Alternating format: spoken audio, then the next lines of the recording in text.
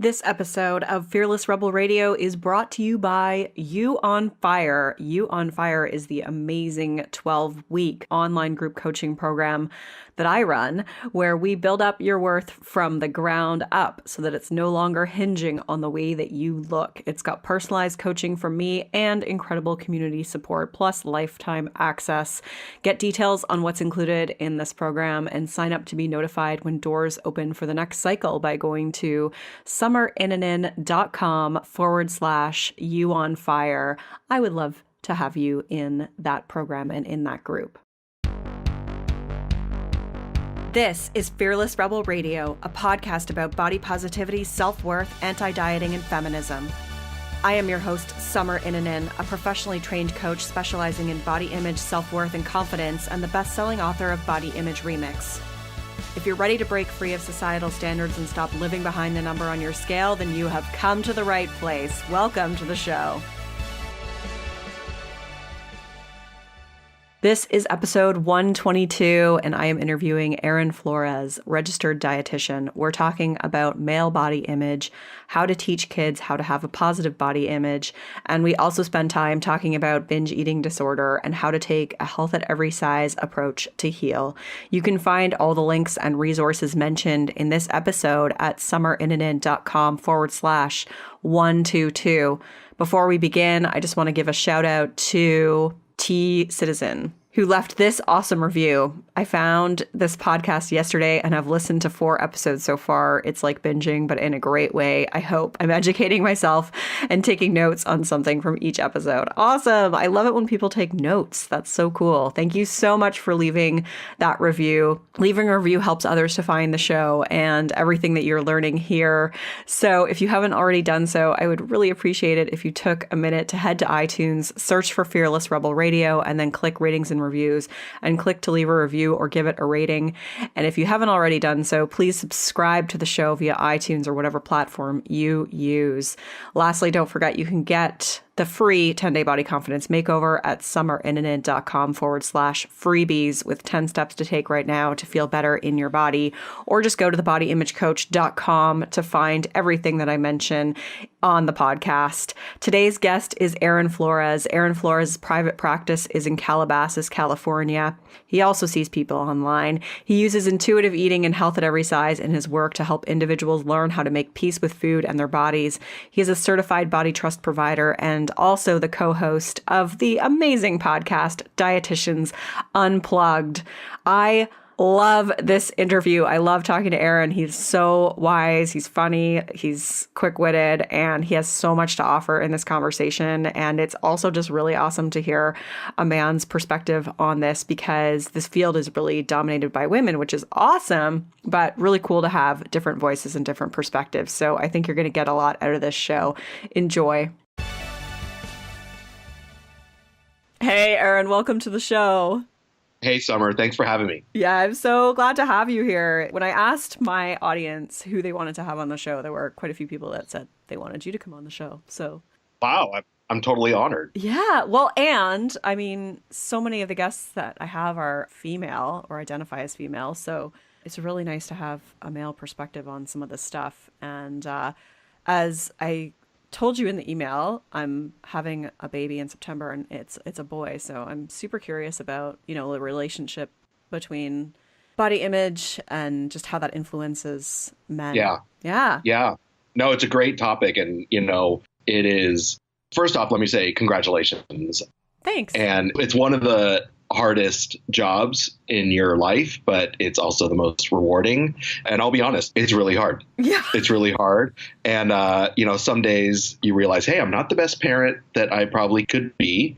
But I think what has been really cool for me is, like, so many of these tools that I learned through my work have helped me really become a better parent and realize, wow, I am not doing so well right now. I need to circle back with my kids and apologize and let them know that, I'm not perfect and this was not my finest moment. And it's actually helped a lot of my vulnerability work on some level. Oh, that's so lovely to hear. That's great. I'm hoping the same thing.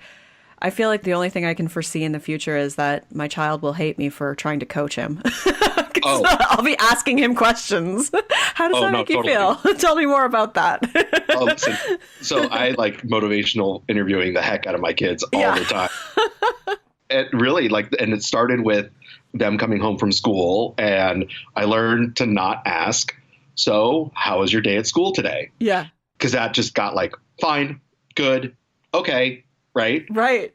So usually I try to ask them like, so what made you smile today? Like, tell me something that, made you laugh really hard or something like that. And then all of a sudden they start telling me all these stories. Oh, that's so cool. I love that. I'm gonna bank that one in my brain for sure, because I think you're asking open-ended questions. Smart. Yeah. That's really good. I'm so glad to hear it. It sounds like you have a really good relationship with your kids, and that's so nice. Yeah, no, it's the best thing I've ever done. Yeah. Okay, well, let's backtrack about your story. I would love you to tell everyone about how you got to where you are today, like how you got into this line of work. Yeah, it's been a definite journey for sure. So I've been a dietitian for 10 years now, coming up on 11. And basically, I came to this work, honestly, I came at it from a completely different angle than where I started, where I am now. So I originally went back to school at 30 to become a dietitian. And my original intention in that moment was to be a weight loss dietitian. I really wanted to be the new Richard Simmons and coach everyone about losing weight, because that was my experience in life. I'd been through a really intense, long period of dieting, and I was really unhappy in my previous career as a video game developer. And I was like, I need to go do something else. And I figured, what better way to mix both what, was sort of my obsession, but also my experience with food and bodies.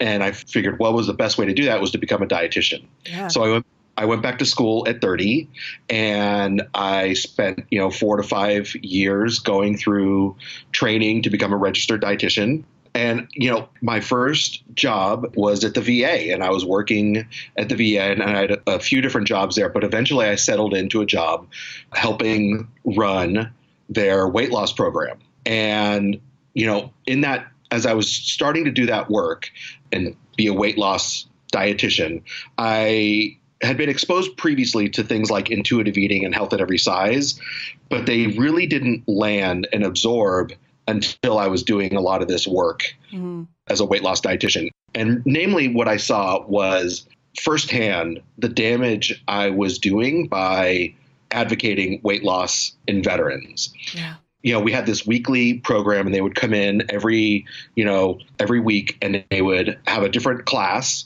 but they would weigh themselves, or I would weigh them before each class. And so I stood there with my clipboard, right, and weighed them. Right. And they were these amazing group of men, and some women, mostly men, from, a lot of different eras of serving in the military. So there were some from Vietnam, some even from, not very many, but like a few from World War II and Korea, and then more and more coming from different Iraq wars that had occurred. And these vets would come in, and we'd built a relationship. They would come in and say, Aaron, it's so good to see you. How's it going? We'd chat for a little bit. And then it would come to the moment where they had to step on the scale and say, oh, you're going to be so upset at me. Or I did so bad. Or you would just see their demeanor change when they had to step on the scale. And that sort of led me to really take a deep look into intuitive eating and health at every size. Like I said, I'd been exposed to them when I was in my undergrad work at Cal State Northridge, but I didn't really internalize it at all. And actually, I don't even think I finished intuitive eating when I first read it. It took me hearing Elise Resch speak at a local dietetic event where I was like, I really need to dive into this book again, because what she said resonated so much with me. And I reread the book, and I emailed Elise, and I said, thank you for this book. I think it's going to mean a lot for me, but it's definitely going to mean a lot for my work. And she responded, and she said, listen, thank you for the email. And I have a weekly supervision group that meets every week, or once a month, excuse me. And why don't you come by? And I was like, okay. She just invited me to her office for supervision. I was like, great. Yeah. And, looking back on it now, I realized that was my therapy. Like I would go and listen to these people talk about intuitive eating and applying it with their clients, but I learned to apply it myself at that point too. And it was then that I sort of realized over time that I really couldn't continue working the way I was working. And I really started to see the harm in what I was doing. And I realized that the conversations that I want to have around food and bodies are not how many, servings of, I don't know, potatoes do you need or how many servings of vegetables. I really wanted to talk really deep, meaningful conversations around not just what people are eating, but why and how that affects their emotional well-being, aside from just their physical health. And I realized that work sort of led me to the eating disorder world, because that's where many of these conversations are occurring. Mm-hmm. And so, I was a paradigm straddler for a while. I was sort of had one foot in weight loss and one foot in intuitive eating, and it took time and sort of process for me to move both feet over into an intuitive eating, health at every size approach. And since then, I've just continued to really dive deeper down that hole. I'm a certified body trust provider, which is a certification that has been created by Hillary and Dana from Be Nourished in Portland. And what that is really just looking at how intuitive eating, health at every size, weight stigma, and social justice all intersect, and giving me as a clinician tools to help, explore that healing relationship from a really meaningful level. And I will say that, I am so happy for the journey I've taken. It's been long and it's been a very non-linear, but I'm much happier with the work that I do now in the eating disorder community and in my private practice than I ever was in the weight loss community. Yeah. Yeah. I can relate to a lot of what you've said, just in terms of, starting to have those feelings of this just doesn't seem right. And, straddling the two sides as you learn to navigate it yourself. I assume that as you were, straddling those two sides, you yourself were kind of going through the process of becoming an intuitive eater and things like that as well. Am I guessing that correctly? Yeah, no, totally. So again, when I read the book, I was like, oh, I think I need to do this, because I had been dieting for years. I didn't really dive headfirst into dieting until my maybe early 20s, but it was a pretty headfirst, straight down dive. And it pretty much was I don't know how to phrase it, but it was my MO for eating, or my pattern for eating for quite many years. And I would say that intuitive eating sort of helped me unravel that slowly but surely. And yes, I had to do a lot of my own individual work to feel comfortable talking about it with someone else. Yeah. And so I'm curious to know about your relationship with your body. And, did you struggle with body image? And was that kind of the catalyst to you becoming a dieter? It's a great question. I think, and looking, again, hindsight is it is 2020. I look at it now very differently than I think what I experienced it with. So in my teens, and probably even before that, I sort of realized my body didn't look like everyone else's, of my social circle. Mm-hmm. And it wasn't a huge concern, and it didn't play a lot in my life, but I do remember being uncomfortable, swimming without my shirt for in my teens. And I do remember that my mom encouraged me to see a dietitian when I was 15. And it was, I went for maybe a few months. I did not really do anything that this dietitian told me to do. I lied about all of it. Pretty much I would fudge my food records in the car before I went to go see her. And I just, sort of fibbed my weight each week. Yeah.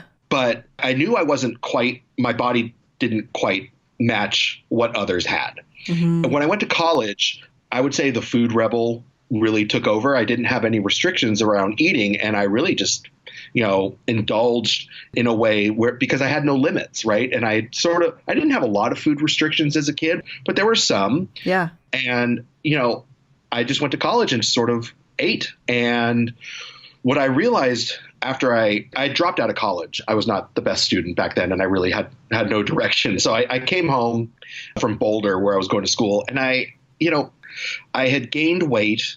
And I remember waking up one morning and just saying, I don't want like having this like moment where I was like, I don't like the way I look. And I had struggled with that before, but I never wanted to do anything about it. So like for me, the body image things were really about having a partner. And I felt like I couldn't have or go on dates in the current body that I had. There were also some things like about like, I was worried about like fitting into like, I remember when Boulder, my friends used to go rock climbing, and I was worried like I couldn't fit into the harness. Yeah. Right. If they went rock climbing, there were little things like that.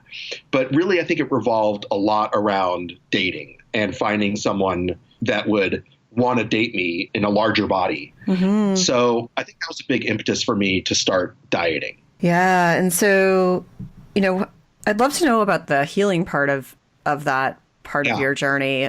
How did you work on healing your body image, or how do you continue to work on that? Well, I will be honest. I think it is a truly lifelong journey. And so I will say that, intuitive eating for me was the first step for sure.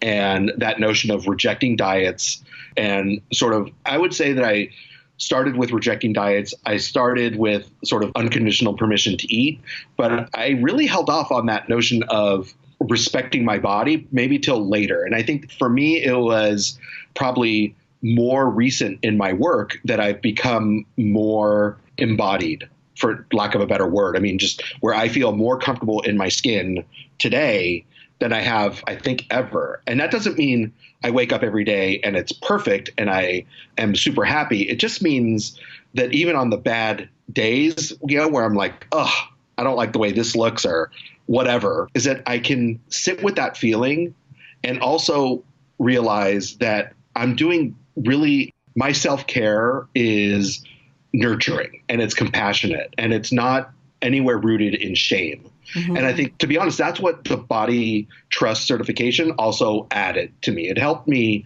really like bring language to what I was doing. Yeah. And I think that is really important. So again, there are days where I struggle. There are maybe even weeks where I struggle, but I want to do everything for myself based on compassion and non-judgment. And I don't want to do anything that's really based around shame. Mm-hmm. And so were there any like specific tools that you used or things that you did? Like, I know there seems to be a lot of resources for women, right? But I'm curious to know, like, did you apply some of those to yourself or, what helped you? So I think one of the important things is, I agree. I think there's many more things that are centered in this conversation around women than men. Mm-hmm. And maybe it's because I'm a dietitian, and maybe it's because I was raised in a matriarchal family where the women have been the strongest sort of presence in our family. And dietetics is a largely female profession. Mm-hmm. So I feel like I've been surrounded by women my entire life, and strong women, in a positive way. Yeah. And I think what that means for me is that like I've been able to see these narratives written for women and take what was needed for my own experience. Mm-hmm. So not feeling off-put that it was very gendered, and being able to take what the snippets that I could and apply them to myself. So that's one thing, right? Is I don't care who writes it. In the end, I think there's so many connections between the male and female body image experience. The biggest difference is that men just don't talk about it. There isn't the huge group of resource for us to sort of communicate and collaborate. And I really almost said listen, right? That is not a rap thing, right? Stop, collaborate, and listen. Isn't that Marky Mark? No, it's Vanilla Ice. Oh, there you go. Oh, there you go. All right. Even better. Even better, right? So that was completely unintentional.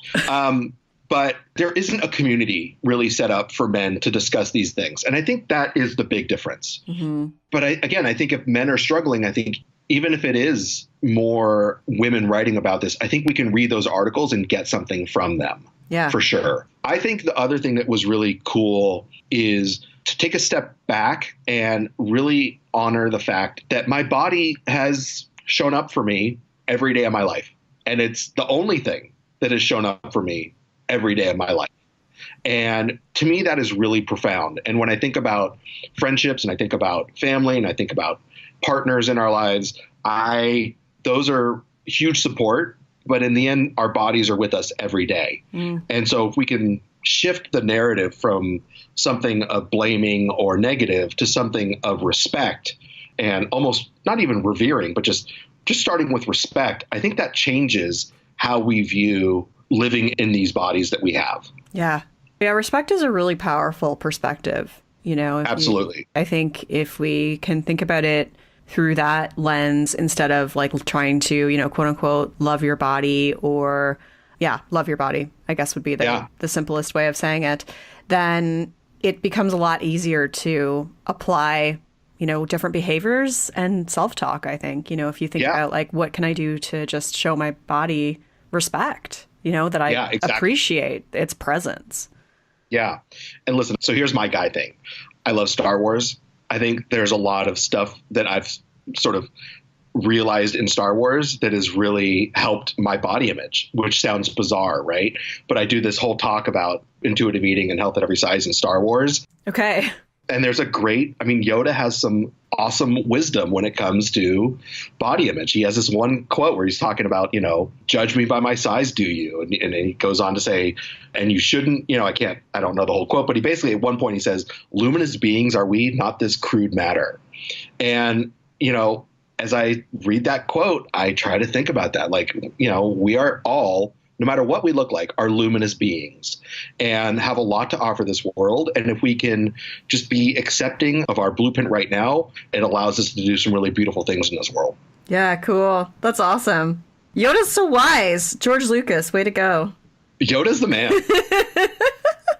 I'm telling you, this is Star Wars. I know it sounds geeky, and that's okay. I'm a total geek and nerd. But Star Wars has been a great entry point for me into some of these discussions. Yeah. Yeah, that's cool. I haven't watched it in decades, but I should revisit some of it and see. Oh yeah, we'll have a little like Zoom or Skype viewing party. We'll watch. It'll be like 3 days long for all. Oh, totally. The entire collection. Who else has tried FabFitFun? You're going to want to check it out because I'm all about treating yourself.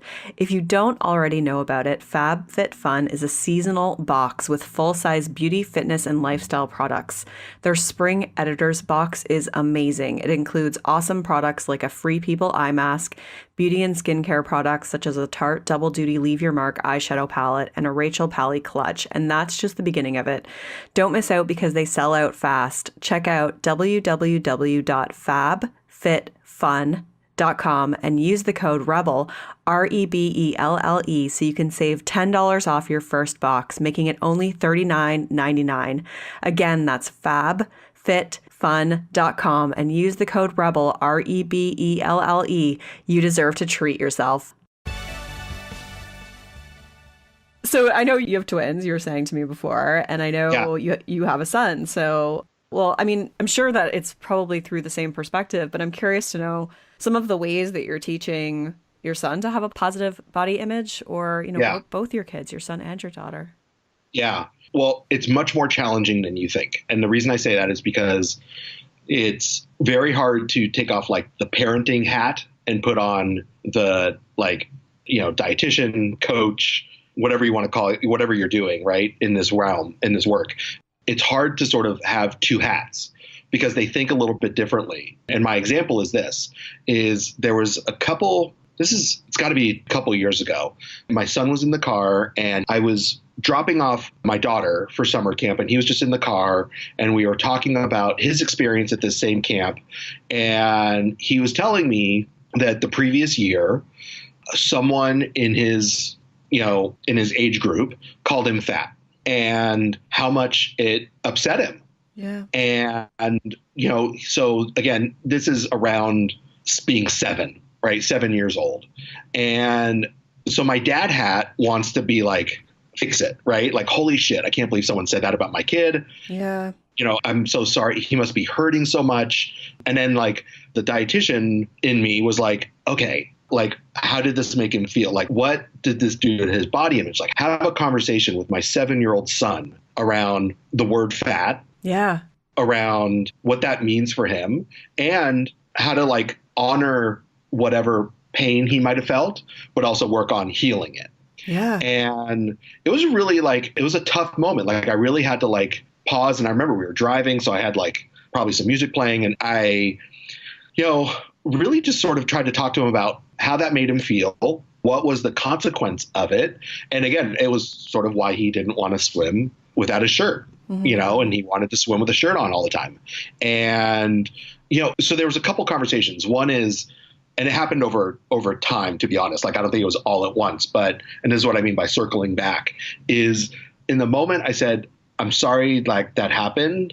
I really wanted to hear more about like how he felt about it, how he handled it down the road, and also like how he feels now a year later. Yeah. About, and I really, it took everything in my power to not be the fix it person and to say, you're not fat. Yeah. Or, that's not something you need to worry about, or dismiss any of it. Right. I didn't want to do that because that doesn't honor his experience. Yeah. And I think later what I remember talking to him about was, really like, what value does that word have and why that word can be so powerful. And I talked a lot about my experience. I said, listen, I'm a fat person. Like, I'm a fat dad. And I use that word. And I told him, like, I'm using it not as a bad thing, but like, I'm in a larger body than some of the other dads. But we had this whole conversation. I was like, but does it stop me from playing soccer with you? Does it stop me from, doing all the things that you want to do with me? And it doesn't. And I said, Ruben, I go, this is exactly why when I go to the beach, like,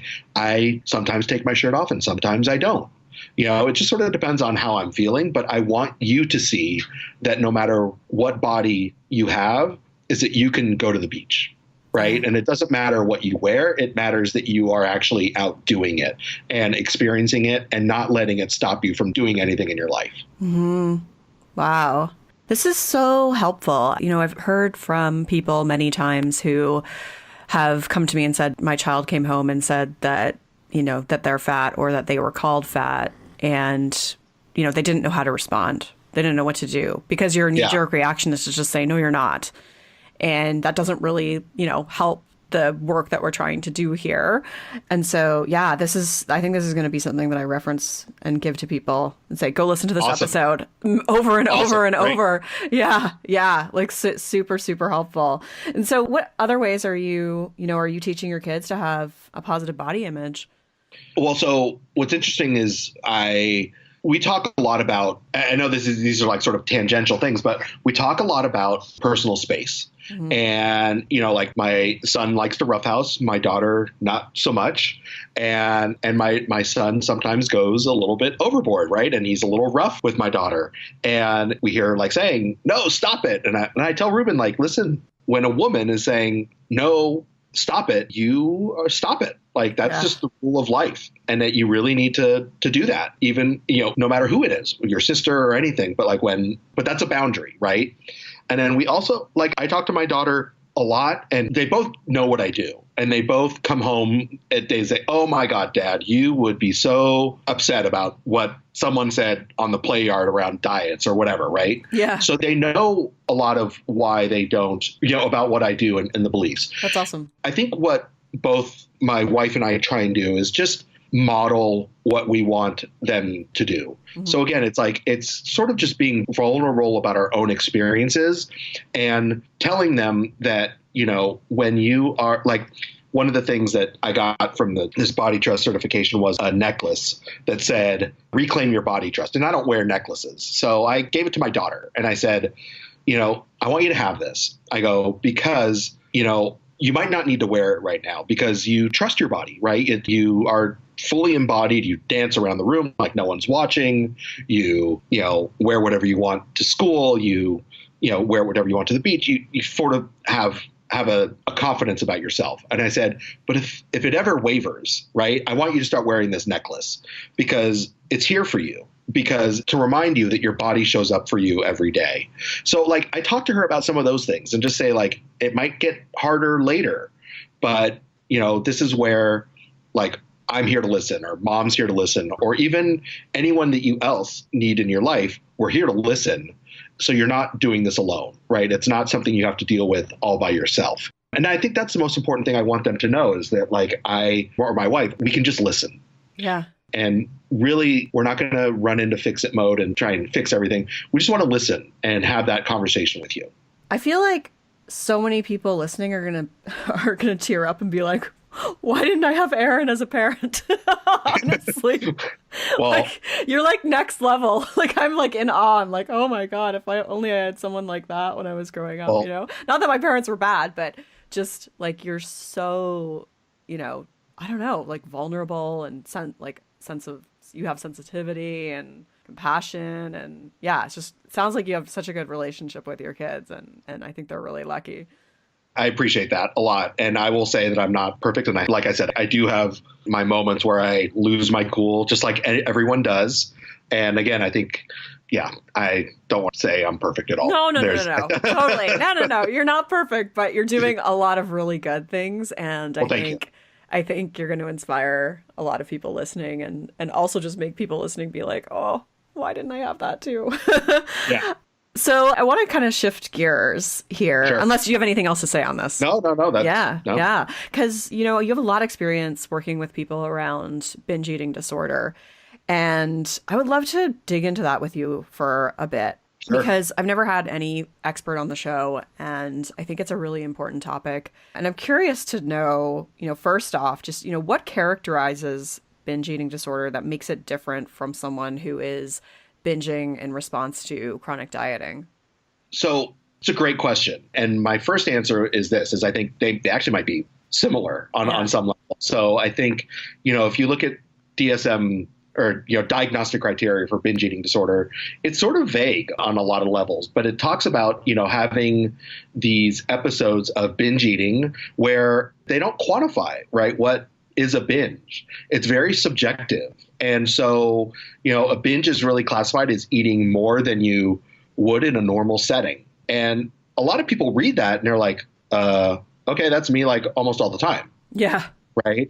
And or like they don't even know what a normal setting is. But I think the important thing with binge eating disorder is this notion of what I sort of see as a binge is really like chaotic and it's out of control. And it's something that when you're experiencing it, it's very emotional in the moment. It's very hard to stop. It's not comfortable. You know, there's a part of it where there is a soothing aspect of it, but it's really just a lack of control. It's almost like a beast taking over, right? And just sort of driving this urge to eat. And the hard part too that people need to connect with is that it affects like multiple areas of their life where it's like, I'm not going out tonight because I am so anxious I need to binge, or, you know, I'm so feeling so bad about the binge last night that I don't want to make plans today because, you know, someone might see the wrappers in my house, or, you know, it's like it affects areas of their life that sort of cascade into this environment where the binge and the binges just control everything. Mm-hmm. I've heard it's kind of like an out-of-body experience, and I think that that's like kind of real. Yeah. Like you're saying, like that chaotic feeling that's different from someone who is just, you know, kind of been not eating enough all day and then comes home and is like, I, you know, ate to a point that I was just uncomfortably full. Yeah. And, you know, the interesting thing, though, Summer, is I would really want to like, I think it's hard to distinguish. Yeah. Right. Because I think for that person who has been restricting all day and then coming home to eat probably also feels very out of control. For sure. And chaotic. And, you know, I think that's why the criteria is a little bit challenging for both clinicians, but also for the individual, for clients. But I think the other thing is I would not be surprised if we underestimate the prevalence of this eating disorder. Mm-hmm. You know, and that we're really I really do feel like well, first off, I would call dieting a form of disordered eating. For sure. Right. Yeah. You know, so I think the level of disordered eating in our society right now is very high. And, you know, we know that disordered eating can evolve over time, right? And that eating disorders can change from, you know, different manifestations. And I'm wondering just if we were to sort of look at those individual cases, that we would see probably the prevalence might be a little bit higher. And if people maybe did a better job of teasing out what a binge is, I'm wondering if the numbers change at all. Yeah. Listen, we see that with any eating disorder, that it's just they're all underreported. And that's really sad because it leads to so much shame and stigma around all eating disorders. For sure. And I would assume like weight stigma plays a huge role in the underdiagnosis of it too. Absolutely. So first off, I say this every time, but it bears repeating, is that binge eating disorder does not only occur in people in larger bodies. Yes. And it occurs across the weight spectrum. So first off, that's really important because I think we might miss the diagnosis in people with, smaller bodies or quote unquote, normal bodies, average size bodies, because we're dismissing it as, oh, you're just, you didn't eat enough or whatever the dismissive thing is. Yeah. But I do think that for the clients who have binge eating disorder and are living in a larger body, absolutely that weight stigma plays a huge role and is something that we are completely missing when we look at treating this eating disorder. Yeah. Yeah. So talk to me a little bit about how you apply a health at every size approach. Yeah. And one that, takes into consideration weight stigma. So again, that's why this body trust certification is so important. So I bring, I would say with health at every size, I bring in intuitive eating and body trust. Those are the three main philosophies that I bring to this work and really any eating disorder. Mm-hmm. And with binge eating disorder specifically, especially because of the weight stigma, I think I want to do a couple things first with clients. One is I want to acknowledge their lived experience in their body. And I want to not make any assumptions. And I want to do that. Well, I want to do that with everyone, right? Yeah. But I think it's really important for someone who's experienced stigma around their weight for their entire lives to feel heard and to feel like they're going to go see a medical professional. I'm a dietitian, right? I'm in the healthcare field, and they're not going to be judged. They're going to be given a space where they can feel safe in their body. So that's ultimately the first thing that I want to establish with all of my clients. And that means, in sort of tangible things, is actually addressing weight stigma and body image from day one. I think the common idea is that, let's talk about intuitive eating or let's talk about the food part first and the body image stuff will come later. And I think that disconnect leads to maybe some harder work down the road and actually not naming some of the real issues that are going on. So I like to name them from day one. Mm-hmm. And really just one is, aside from hearing that lived experience, but is talking about how prevalent weight stigma is in our society, talking about where it shows up, how it shows up, and the effect of weight stigma, or connecting it to a form of trauma, and how trauma is one of those things that in our lives, if it's not healed, can have really, I don't want to say negative, but have very long-lasting consequences in our lives, including chronic illnesses. Yeah. And so naming that up front and saying, we're going to talk about all these things, but we're going to come at it with this lens. We're going to add this lens to all of our discussions, I think is what sort of brings that uniqueness to maybe how I would work or maybe other body trust providers might work when it comes to binge eating disorder. Mm-hmm. Yeah. So you mentioned weight stigma as trauma, which I think is really an important point. Can you talk about that a little bit more? Sure. So I think one of the things that I've learned is, through this work is I learned about ACEs, adverse childhood experiences. Do you know about those? No.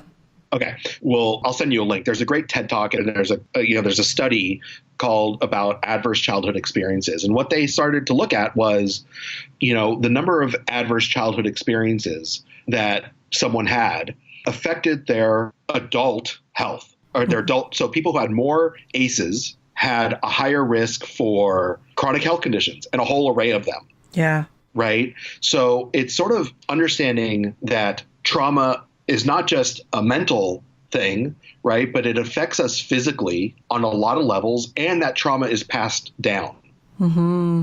It's sort of like Gloria Lucas of Nalgona Positivity Pride gives great talks about how historical trauma is passed on to other generations. Yeah, I've heard that. Yeah. Yeah. And so it's really important if we frame weight stigma as trauma, because we're sort of seeing how these little, whether they're small aggressions, right, or very large things that people are experiencing on a daily basis affect their health, but also just affect their health of others down, of their kids or, of next generations. So for me, it's like saying, okay, you might have been told your entire life that everything that you are concerned about health-wise has all been because of your weight.